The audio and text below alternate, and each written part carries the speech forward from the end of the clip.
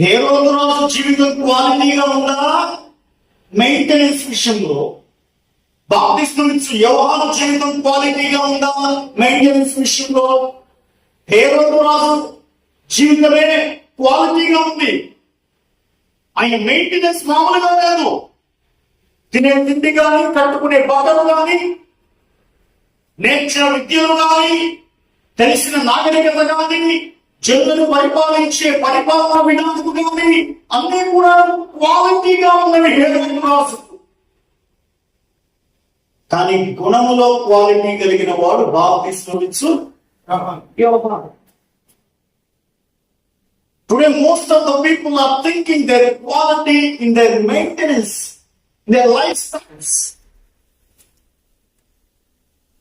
But it is so sad that many people are not bothering about the quality of their character.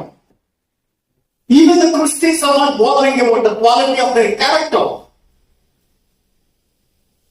Like the servant of the Most High God, I always prefer to maintain the quality of character rather than the quality of maintenance. So, గుణములో quality కలిగిన వాడు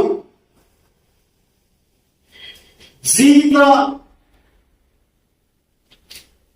ఏమని చెప్పాలి, జీవితాన్ని అనుభవించడంలో quality కలిగిన వాడి కన్నా నిజముగా గొప్పవాడు.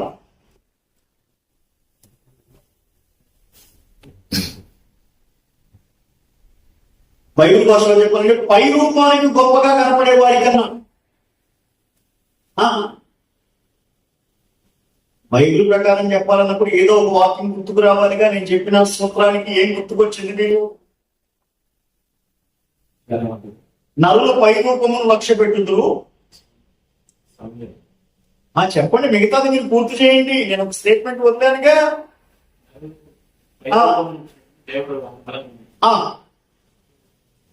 సో పై రూపంలో ఉన్న క్వాలిటీ కన్నా అంతరంగంలో ఉన్న క్వాలిటీ క్రైస్తవులకు చాలా ప్రధానమైన సంగతి.